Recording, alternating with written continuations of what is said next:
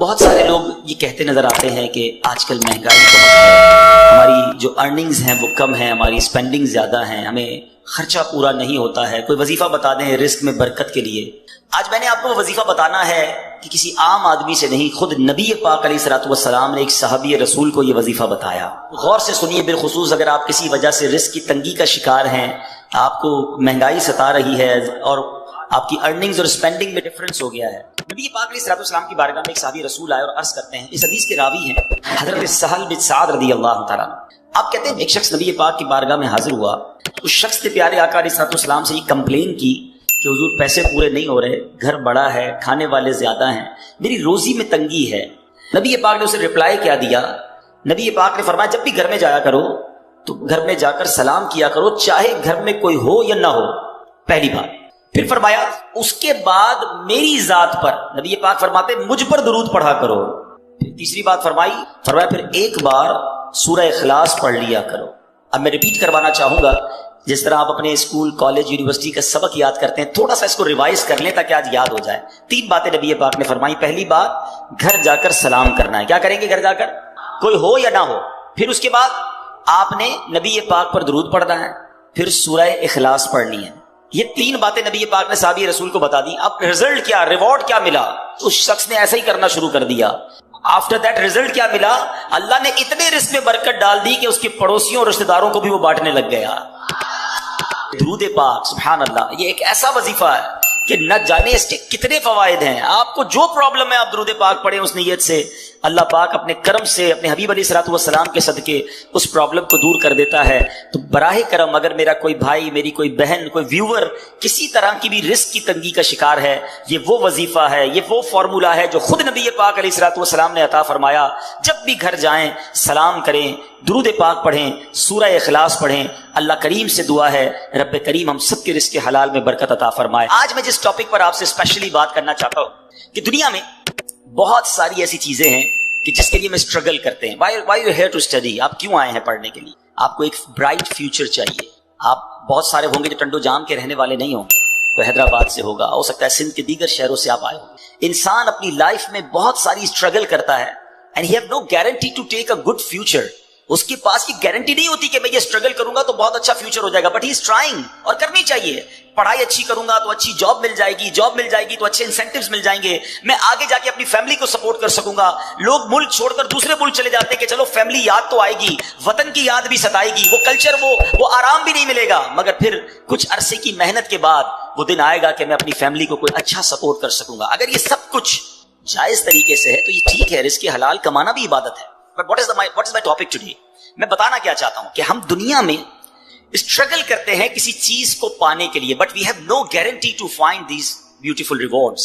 ہمارے پاس کوئی گارنٹی نہیں ہے کہ ہم اس کو حاصل کر لیں گے، but we are trying to struggle. اور بعض اوقات ہاف آف لائف 15-20 سال لگ جاتے ہیں، 25 سال لگ جاتے ہیں جب جا کے ہم اس چیز کو پاتے ہیں۔ آج میں جس بات کی طرف توجہ دلانا چاہتا ہوں کہ دنیا تو مختصر ہے نا، 60 سال، 50 سال، 70 سال، ماں باپ کی دعا لگ گئی تو 100 سال، پھر تو جانا ہی ہے نا۔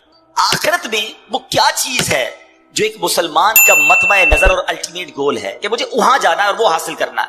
یقیناً ہر ایمان والا یہ چاہتا ہے کہ میں نے جنت کو حاصل کرنا، کیونکہ مرنے کے بعد 2 ہی آپشن ہے نا، یا تو جنت ہے یا دوزخ ہے۔ دوزخ میں تو کوئی نہیں جانا چاہتا، اللہ ہم سب کو محفوظ فرمائے اور بلا حساب جنت میں داخلہ عطا فرمائے۔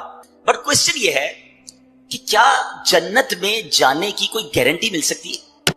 کوئی ایسا عمل ہے، کوئی ایسا پروسیجر ہے کہ میں اس پروسیجر پر عمل کر لوں تو میں ڈیفینیٹلی جنت میں چلا جاؤں؟ دس از دا بگ کوسچن۔ جناب اللہ نے رزق کا وعدہ تو کیا ہے جس کی اسٹرگل میں ہم ساری زندگی گزار دیتے ہیں، مگر اللہ نے جنت کا وعدہ نہیں فرمایا، مغفرت کا وعدہ نہیں فرمایا، ٹھیک ہے نا؟ جنت تو مرنے کے بعد پتا چلے گا کس کو ملنی ہے کس کو نہیں ملنی ہے۔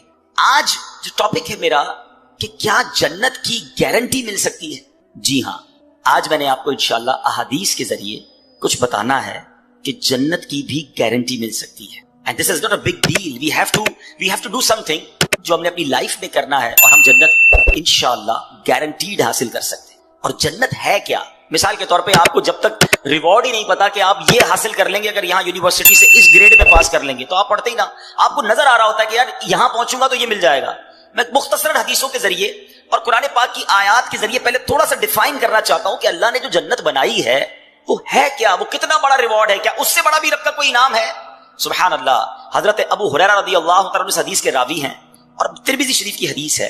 کہتے حضور ہم نے نبی پاک سے عرض کی یا رسول اللہ صلی اللہ تعالیٰ علیہ وسلم ہمیں جنت اور اس کی تعمیر کے متعلق بتائیے. جنت ہے کیسی, اس کے مکان کیسے ہیں, اس کی تعمیر کیسی ہے. The summary of حدیث, نبی پاک فرماتے ہیں اس کی ایک اینٹ سونے کی ہے تو ایک اینٹ چاندی کی ہے, اس کا گارا مشک کا ہے اور اس کی کنکریاں موتی اور یاقوت کی ہیں اور اس کی مٹی زعفران کی ہے. There is no, ہم امیجنیشن بھی نہیں کر سکتے کہ وہ کیسی جنت ہے جس کا گارا بھی مشک کا ہے, جس کی مٹی زعفران کی ہے.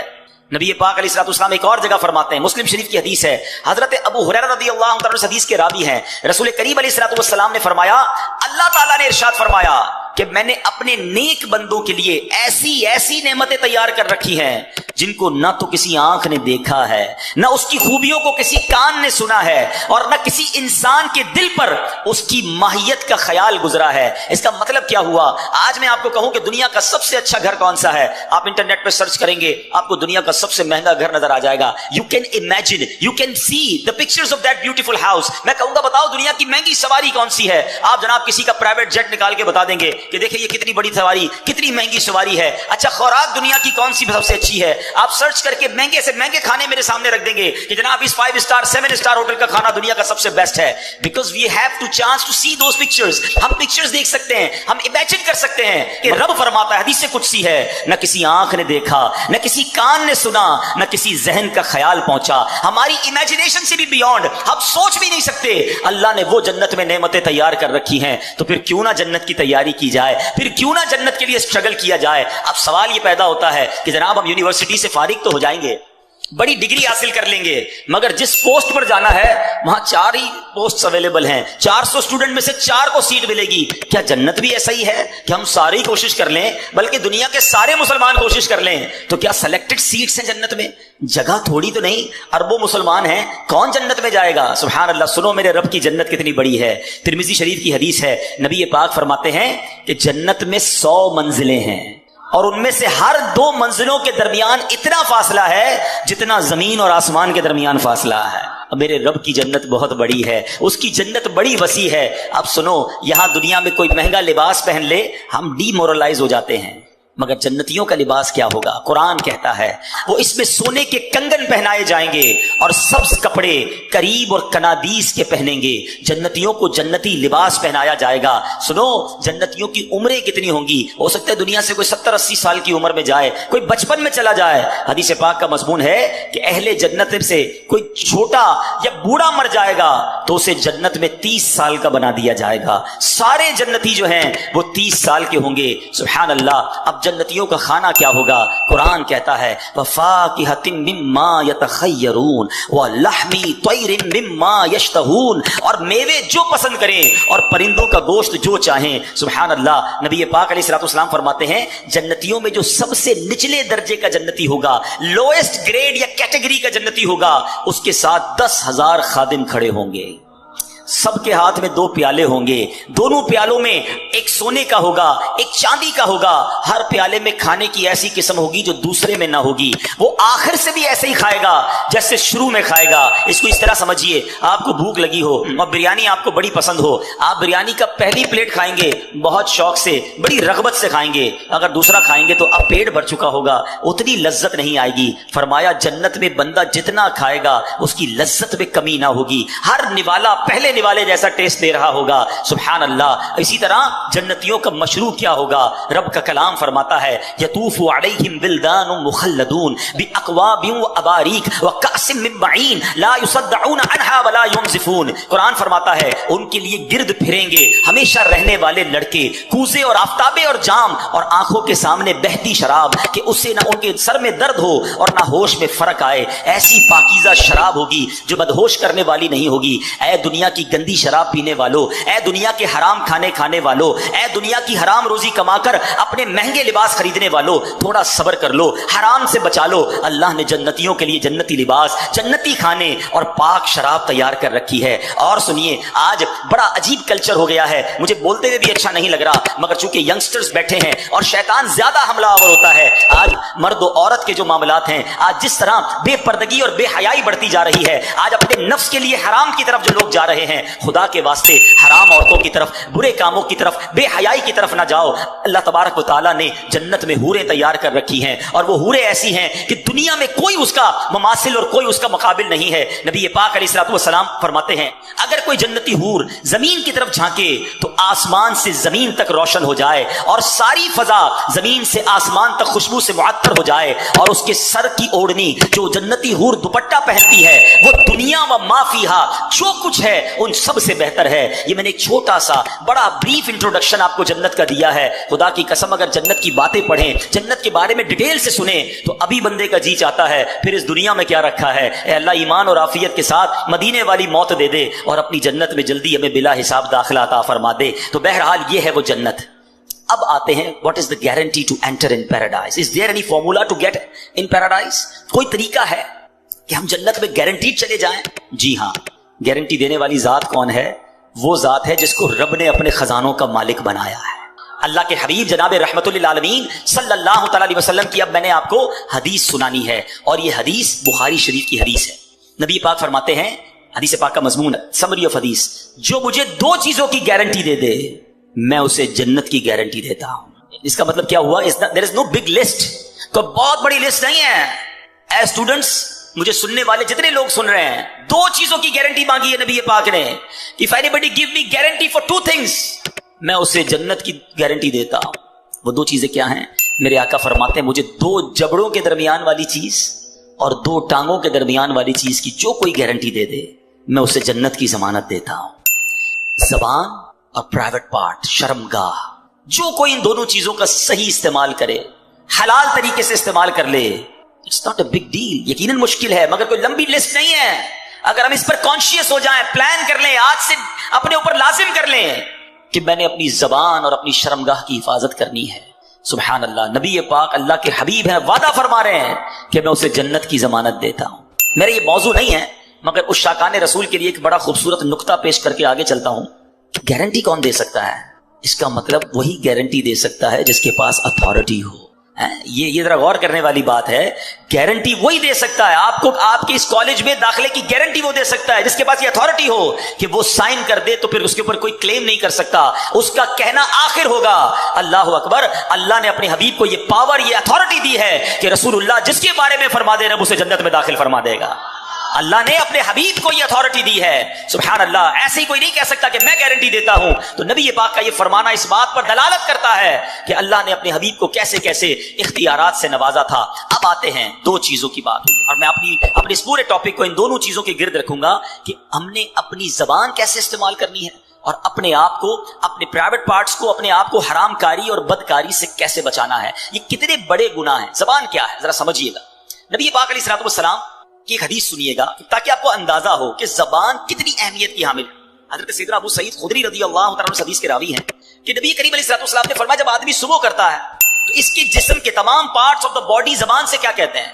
हमारे हर पार्ट ऑफ द बॉडी, हाथ, आंखें, कान, पैर, जबान से कुछ कहते हैं। हदीस पाक है, every part of the body क्या कहता है जबान से कि ए जबान तू हमारे मामले में अल्लाह से डर, क्योंकि हम तेरे साथ और तेरे ताबे हैं, हम बिलोंग करते हैं तुझसे। अगर तू सीधी रहेगी तो हम सीधे रहेंगे, अगर तू टेढ़ी हो गई तो हम भी टेढ़े हो जाएंगे। जबान ही तो किसी का दिल तोड़ती है ना, जबान ही तो किसी को गाली देती है, जबान ही तो किसी से झगड़ा करती है। आखिर मार तो पूरी बॉडी को पड़ती है ना। तो जबान से सारे आज़ा कहते हैं तूने सीधा रहना है, अगर तू टेढ़ी हो गई तो हम भी टेढ़े हो जाएंगे। अल्लाह अकबर। एक बार नबी पाक अलैहिस्सलातु वस्सलाम की बारगाह में एक सहाबी आए। सहाबी का नाम हजरत सैयदना हारिस बिन बिशाम रज़ियल्लाहु तआला अन्हु। कहते या रसूलल्लाह कोई ऐसा अमल बता दे जिसको मैं अपने ऊपर लाजिम कर लूं। नबी पाक अलैहिस्सलातु वस्सलाम ने फरमाया अपनी जबान की तरफ इशारा कर इसको काबू कर लो। आप सोचिए मेरे आका अलैहिस्सलातु वस्सलाम के नजदीक जबान की कितनी इंपॉर्टेंस थी और ये जबान बंदे को कहां पहुंचा सकती है? जन्नत में पहुंचा सकती है और यही जबान बंदे को दोज़ख में पहुंचा सकती है। Please try to understand the importance of tongue. ये जबान किधर किधर बंदे को फंसवा सकती है। ये हदीस जरा सुनिएगा, तिरमिज़ी की हदीस। हजरत सैयदना बिलाल बिन हारिस रज़ियल्लाहु तआला रावी हैं। कितने प्यारे आका अलैहिस्सलातु वस्सलाम फरमाते बंदा जबान से भलाई का एक कलमा निकालता, एक जुमला भलाई का निकालता है, हालांकि वो उसकी कदर कीमत नहीं जानता, इसके बाइस अल्लाह ताला उसके लिए अपनी रजामंदी लिख देता है। जिंदगी में कोई ऐसा अच्छा जुमला निकल जाता है कि अल्लाह उससे इतना राजी हो जाता है कि सुभान अल्लाह उसके लिए रजामंदी लिख देता है। आका आगे हदीस में फरमाते हैं और बेशक एक बंदा अपनी जबान से एक बुरा कलमा निकालता है اور وہ اس کی حقیقت نہیں جانتا، اللہ عز و جل اس کی بنا پر اس کے لیے قیامت تک کے لیے اپنی ناراضگی لکھ دے۔ آج بولتے ہوئے سوچتا کون ہے کہ میں کیا بول رہا ہوں، کیسے بول رہا ہوں؟ جو منہ میں آیا وہ بولنا ہے، جیسے آیا ویسے بولنا ہے۔ یہ سوچنا ہی نہیں کہ میرا یہ جملہ میرے ایمان پر کیا امپیکٹ کرے گا، میرے دین میرے عقیدے پر کیا امپیکٹ کرے گا، اللہ رسول کی کہیں اس میں گستاخی تو نہیں ہو جائے گی، کہیں ضروریات دین کا کوئی انکار تو نہیں ہو جائے گا، کہیں سامنے والے مسلمان کا دل تو نہیں ٹوٹ جائے گا، کہیں کسی کو تکلیف تو نہیں پہنچ جائے گی۔ نہیں جناب، میری زبان ہے، میں جو چاہے بولوں۔ بڑی پیاری بات دانا لوگ کہتے ہیں کہ آپ سوچیں ہر عضو جو ہے وہ فری ہے، آنکھوں کے آگے کوئی بہت زیادہ چیزیں نہیں ہیں، کان بالکل کلیئر ہے، مگر زبان کے لیے 32 پہرے دار دیے گئے ہیں، جبڑا پورا زبان کو بند کر کے رکھا ہوا ہے، لیکن جب بندہ بولتا ہے تو ان پہرے داروں کا بھی خیال نہیں کرتا اور سامنے والے کا دل توڑ دیتا۔ اس زبان سے ہم جنت کما سکتے ہیں۔ جی ہاں، ذرا مل کے کہیے سبحان اللہ، زور سے کہیے الحمدللہ، اب کہیے اللہ اکبر۔ بڑے کیلکولیٹڈ لوگ بیٹھے ہیں، پڑھے لکھے لوگ بیٹھے ہیں، میں آپ سے پوچھتا ہوں کتنی دیر لگی یہ 3 سینٹنس کہنے میں آپ کو؟ لیس دین 30 سیکنڈز، آئی ہوپ 15 سیکنڈز لگے ہوں گے، ٹھیک ہے نا؟ میں آپ سے سوال کرتا ہوں ود ان 15 سیکنڈز اس دنیا میں آپ کیا ارن کر سکتے ہیں، کتنا کما سکتے ہیں؟ آپ بڑی سی بڑی پوسٹ پہ پہنچ جائیں، بڑے سے بڑا بزنس کر لیں، میں دعویٰ کرتا ہوں آپ کو، اگر آپ مثال دیتا ہوں، چلیں تھوڑی سی آپ کا ایگزام کیلکولیشن بھی چیک کر لیتے ہیں، ٹھیک ہے؟ اگر کوئی شخص مہینے کے 10 لاکھ روپے کماتا ہو، ایسے بہت تھوڑے لوگ ہوں گے یہاں پر، چلے مان لیا کہ آپ 10 لاکھ کماتے ہیں، تو آپ روزانہ کتنے کماتے ہیں؟ تھوڑی سی کیلکولیشن کر لیں، میرے حساب سے 33,000 روپے بن جائیں گے، 33,000 35,000 موٹا حساب پکڑ لیں، روز کی آپ کی آمدنی 35,000 ہو گئی۔ اب اس کو ڈیوائڈ کر دیں 24 گھنٹے پر، ٹھیک ہے؟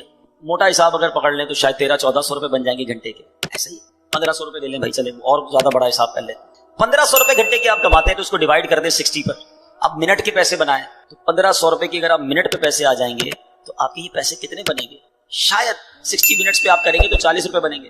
اب آپ اس کو لے آئیں 15 سیکنڈ پر یا آدھے منٹ پر، تو پتا چلا کہ مہینے کے 10 لاکھ کمانے والا بھی 1 منٹ میں چند روپے ہی کما سکتا ہے، ایسا ہی ہے نا؟ مگر اے اس ہال میں بیٹھنے والے عاشقان رسول، ود ان 15 سیکنڈز پتہ ہے آپ نے کیا کمایا ہے؟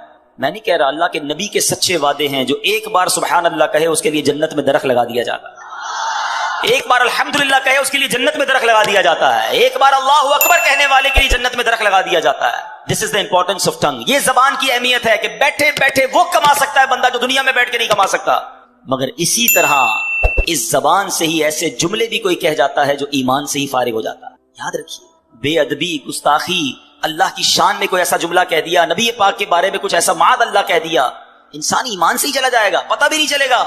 اور آج کل یہ باقاعدہ پلان کیا گیا ہے، فلمی گانوں میں، چٹکلوں میں، کامیڈی شو میں عجیب عجیب سی باتیں پھیلائی جاتی ہیں کہ لوگ مزے مزے لے کے سن رہے ہوتے ہیں، ہنس رہے ہوتے ہیں، کہکے لگا رہے ہوتے ہیں، یہ دوستوں کو سنا رہے ہوتے ہیں، آگے فارورڈ کر رہے ہوتے ہیں، دیکھو یار کیا زبردست چٹکلا آیا ہے، کیسا زبردست اس نے جوک سنایا ہے۔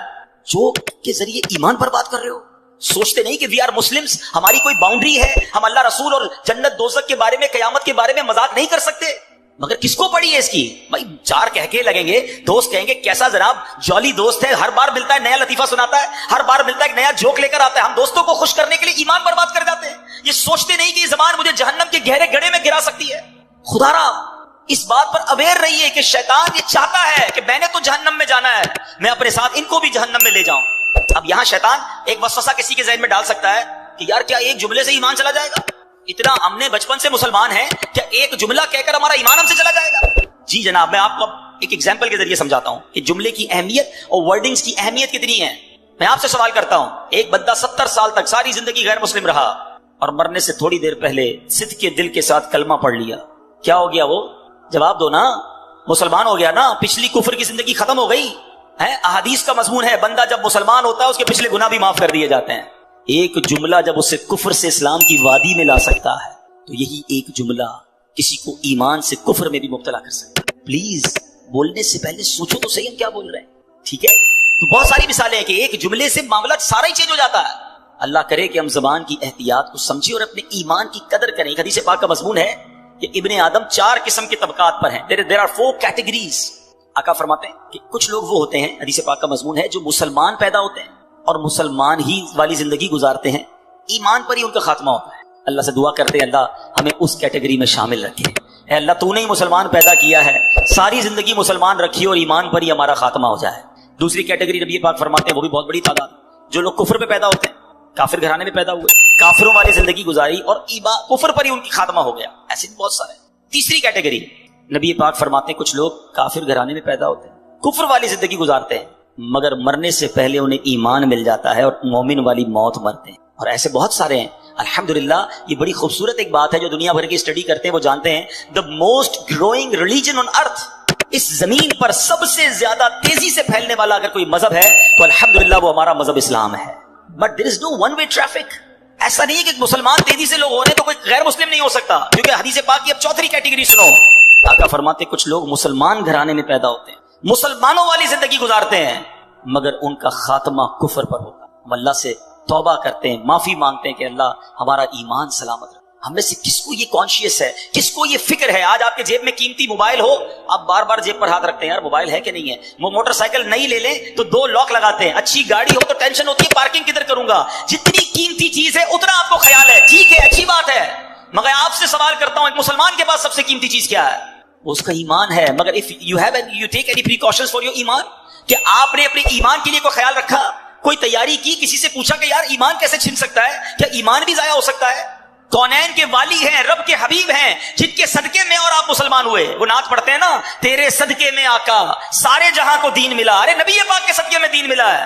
مگر اللہ کے حبیب کی دعا کیا ہوتی تھی؟ یا مقلب القلوب ثبت قلبی علی دینک, اے دلوں کو پھیرنے والے مجھے اپنے دین پر ثابت قدمی عطا فرما. اللہ کے حبیب دعا کرتے.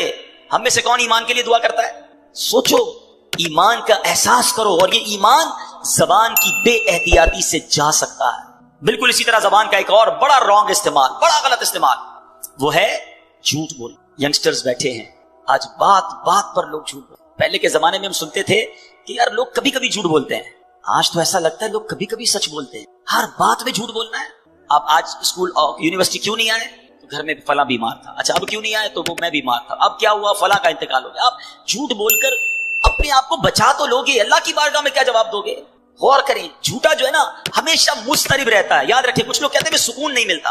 آج میں آپ کو فارمولا دے دیتا ہوں. If you want to become a peaceful, اگر آپ چاہتے ہیں کہ آپ کا مائنڈ سیٹ بھی پیسفل رہے, آپ سکون کی نیند سوئیں, آپ سچ بولنا شروع کریں. سچا ہمیشہ پرسکون, جھوٹا مضطرب اور ٹینشن میں رہتا ہے. وجہ کیا ہے؟ وہ سب کو جھوٹ بول کے ٹینشن میں رہ رہا ہوتا ہے. کدھر رہتے ہو؟ غلط بتایا ہے. کیا کرتے ہو؟ غلط بتایا ہے. کون سے ڈپارٹمنٹ میں؟ غلط بتایا ہے. تنخواہ کتنی ہے؟ غلط بتایا ہے. برادری کون سی ہے؟ وہ بھی غلط بتایا, کیونکہ بتانا نہیں ہے میں کیا کرتا ہوں. اب غریب علاقے سے آیا ہے, کہتا ہے میں امیر علاقے سے ہوں. اب جھوٹ بولا تو اب یاد رکھنا پڑے گا کہ میں نے فلاں کو گھر یہ بتایا تھا, فلاں کو خاندان یہ بتایا تھا, فلاں کو گریڈ یہ بتایا تھا. ہر وقت اپنی فائل یاد رکھنی ہوگی کہ میں نے کہاں کیا جھوٹ بولا. سچے کو تو کوئی ٹینشن نہیں ہے نا, جو بتایا تھا صحیح بتایا تھا, دوبارہ پوچھو گے دوبارہ بھی بتا دوں گا. تو ہمیشہ سچ بولیں, کیونکہ ہم سچے نبی کے غلام ہیں. سیدی اعلیٰ حضرت کیا کہتے ہیں؟ سچی بات سکھاتے یہ ہیں, سیدھی راہ چلاتے یہ ہیں. سچے نبی کا غلام کیسے جھوٹا ہو سکتا ہے؟ اور اتنا سخت عذاب ہے جھوٹ بولنے والے کے بارے میں. نبی پاک علیہ الصلوۃ والسلام کو شب معراج ایک شخص دکھایا گیا کہ جس کو فرشتے اس کے ایک گال پر, کبھی آپ ڈینٹسٹ کے پاس گئے؟ ڈینٹسٹ جب کسی کی داڑھ وغیرہ میں کوئی علاج کرتا ہے نا تو منہ کو کھولتا ہے زیادہ. جب زیادہ منہ کھلتا ہے تو بہت درد ہوتا ہے, جبڑے بھی درد ہونا شروع ہو جاتے ہیں.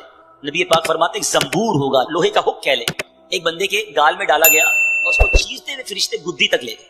دوبارہ ادھر آیا فرشتہ اور یہ والا گال بھی چیرتے ہوئے گدی تک لے گیا. جب یہ والا گال گدی تک لے گیا تو یہ ٹھیک ہو گیا, یہ دوبارہ کام شروع ہو گیا. ایک کے بعد ایک کنٹینیو عذاب ہو رہا ہے. نبی پاک نے کوسچن کیا کہ یہ کون ہے, اس شخص کو یہ عذاب کیوں ہو رہا ہے؟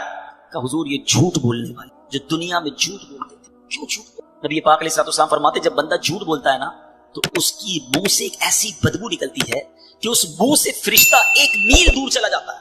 اب مجھے کئی لوگ ملتے ہیں, آپ کو بھی ملتے ہوں گے, یار مزہ نہیں ہے طبیعت میں, گھر میں برکت نہیں ہے, کاروبار ٹھیک نہیں ہے, جو دیکھو بیمار ہے, ٹینشن بڑی ہے, گھر میں لڑائی جھگڑے بڑے ہیں. میں آپ سے پوچھتا ہوں آپ کے گھر میں رحمت کے فرشتے کیسے آئیں گے؟ آپ جھوٹ بول بول بول کر رحمت کے فرشتے دور کر دیے. خدا را سمجھیے, جھوٹ اللہ کو سخت ناپسند ہے. مسلمان کیسے جھوٹا ہو سکتا ہے؟ اس کو منافق کی نشانی کہا گیا. اپنی زبان سے اگر جنت حاصل کرنی ہے تو اس زبان کو جھوٹ سے بچانا ہو. اور اسی جھوٹ کا ایک اور عجیب و غریب کانسیپٹ اب کیا آ گیا ہے کہ اب جوکس بنانے, جب سے سوشل میڈیا آیا ہے ہماری نوجوان نسل کو تو پاگل کر کے رکھ دیا ہے. سارا ٹائم ہمارا جناب سوشل میڈیا میں جا رہا ہے. اب کیا ہو گیا, میرے وہ بھائی جو اب پتہ نہیں وہ ٹک ٹاک بناتے ہیں, اب پرینک کا زمانہ آ گیا ہے کہ جناب کسی کے ساتھ پرینک کریں گے, تھوڑا مزہ آئے گا, اس کو ستائیں گے, اس کے ساتھ کوئی ایسا جھوٹ بولیں گے. پہلے تو اپریل فول پر جھوٹ بولتے تھے, اب اس کو کنڈیم کرتے تھے, اب تو پورا سال ہی فول ہے بھائی. جس کو دیکھو نیا پرینک بنانا ہے, کیا بنانا ہے, فلاں کو کہیں گے تیری ماں بیمار ہو گئی, فلاں کو کہیں گے یہ مسئلہ ہو گیا, اس کے سامنے کوئی ایسی بات کریں گے جس سے وہ پریشان ہو جائے, اس کی ویڈیو بنائیں گے. استغفر اللہ, سوچئے آپ گناہ کی بھی ویڈیو بنا رہے ہیں. اپنی کچھ چھوٹی سی ویڈیو کے لیے جو ٹک ٹاک بناتے ہیں, جو ویڈیوز بناتے ہیں اور چاہتے ہیں میرے کچھ لائکس آ جائیں, میں ذرا تھوڑا سا پاپولر ہو جاؤں, یہ چند لائکس تمہیں مروا نہ دیں. آپ گناہ کی گواہی چھوڑ رہے ہیں. سوچو, ایک گناہ وہ تھا رات کے اندھیرے میں بندے نے کیا, اللہ جانتا ہے, وہ جانتا ہے, اور توبہ کر لے اللہ سے, وہ کریم ہے, معاف کر دے گا. مگر آپ اپنا گناہ کر کے ویڈیو میں چھوڑ کے جا رہے ہیں. میں مر بھی جاؤں تب بھی لوگ دیکھتے رہیں اور مجھے قبر میں بھی گناہ ملتا رہے. سوچیے کیا کر رہے ہیں, یہ شیطان کدھر لے جا رہا ہے آپ کو ویڈیو بنانی ہے, سبحان اللہ, کوئی نیکی کی بات کر کے ویڈیو چھوڑ دیں, لاکھوں لوگ دیکھیں, اللہ کرے اور آپ کو روز ثواب ملتا رہے. میں دنیا میں نہ رہوں, لوگ میرا بیان سنیں, لوگ میری بات سنیں اور اللہ کرے عمل کرتے رہے اور مجھے قبر میں بھی ثواب کا تحفہ ملتا رہے. وہ لوگ جو ثواب جاریہ والی زندگی گزارتے ہیں, اللہ انہیں مبارک کرے. مگر سوچے وہ شخص کہ وہ ایسا گناہ کر کے جا رہا ہے کہ خود دنیا میں نہ رہے, وہ گناہ باقی رہے گا, اس پر لوگ عمل کرتے رہیں گے, اور ایسا نہ ہو تمہیں قبر میں بھی عذاب ملتا رہے. خدا را, یہ کدھر جا رہے ہیں ہم لوگ, یہ کون سی دنیا کی طرف ہم چلے گئے؟ چند لائکس کے لیے جناب میرے ویوز بڑھ جائیں, مجھے تھوڑے سے یوٹیوب یا فلاں سوشل میڈیا سے پیسے مل جائیں گے.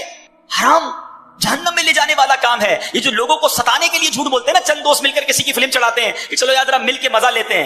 یاد رکھو, حدیث پاک کا مضمون ہے. میں آپ کو خدا کی قسم ایسی حدیث سنانے جا رہا ہوں کہ جتنی بار سنانا آپ کہتے ہیں تو مذاق میں کر رہے ہیں. ارے اسلام تو وہ ہے جو آنکھ کے ذریعے بھی تکلیف دینے کا منع کرتا ہے.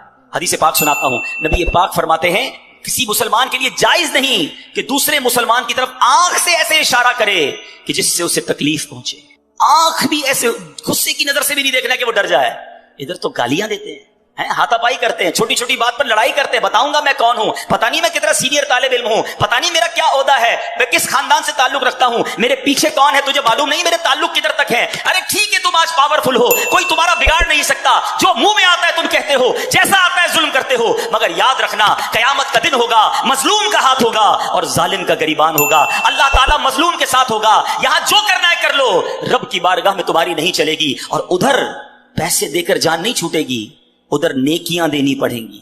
تم نے نمازیں پڑھی ہوں گی, تمہاری نمازیں کوئی لے جائے گا, تمہارے روزے کوئی لے جائے گا, اور اگر عبادتیں نہ ہوئی تو سامنے والے کے گناہ تمہارے سر ڈالے جائیں گے. وہ حدیث تو بچپن سے سنی ہے نا کہ مسلمان وہ ہے, حدیث پاک کا مضمون ہے, جس کی زبان ہاتھ سے دوسرا مسلمان محفوظ رہے. مگر بتاؤ نا, زبان ہم سے کون محفوظ ہے؟ یہ جو مذاق کرتے ہیں میں ان کو حدیث سنانا چاہتا ہوں, اللہ کرے ان لوگوں تک پہنچے کہ جو لوگوں کا پرانک بنا کر, لوگوں کے ساتھ مذاق کر کے کچھ انجوائمنٹ کر رہے ہوتے ہیں. حدیث پاک ہے, سنو, نبی پاک علیہ الصلوۃ والسلام فرماتے ہیں کہ قیامت کا دن ہوگا اور مذاق اڑانے والوں کو بلایا جائے گا جنت کی طرف کہ آؤ جنت کے دروازے میں آ جاؤ. وہ لوگ بھاگتے ہوئے جنت کے دروازے کی طرف جب پہنچیں گے, وہ دروازہ بند کر دیا جائے. یہی کرتے تھے نا, لوگوں کو بلا کر دروازے بند کر دینا, ان کا مذاق اڑانا. قیامت کے دن انہیں جنت کی طرف بلایا جائے گا, وہ قریب پہنچیں گے تو دروازہ بند کر دیا جائے گا. پھر نبی پاک فرماتے جب دوبارہ بلایا جائے گا نا, تو نا امیدی کے مارے وہ جنت کی طرف نہیں آئیں گے. آج لوگوں کا مذاق اڑانے والوں کا اگر قیامت میں یہ حال ہوا تو کیا بنے؟ نہ پہنچائے تکلیف. نہیں چاہیے مجھے لائکس, نہیں چاہیے میری پاپولیرٹی کہ میں کسی کو تکلیف دے کر مشہور ہو جاؤں, کسی کا مذاق اڑا کر میرے دوست خوش ہو جائیں. اللہ کو راضی کرنے کی فکر کرو. میں بہت ساری باتیں زبان کے حوالے سے کر سکتا ہوں, مگر ایک لمیٹڈ ٹائم ہے بیان کا. میں صرف ہائی لائٹ کرنا چاہتا ہوں. Try to understand. یہ زبان, حدیث پاک میں نے آپ کو سنائی ہے کہ نبی پاک نے گارنٹی دی ہے, جو اپنی زبان اور شرمگاہ کی مجھے گارنٹی دے, میں اسے جنت کی گارنٹی دیتا ہوں.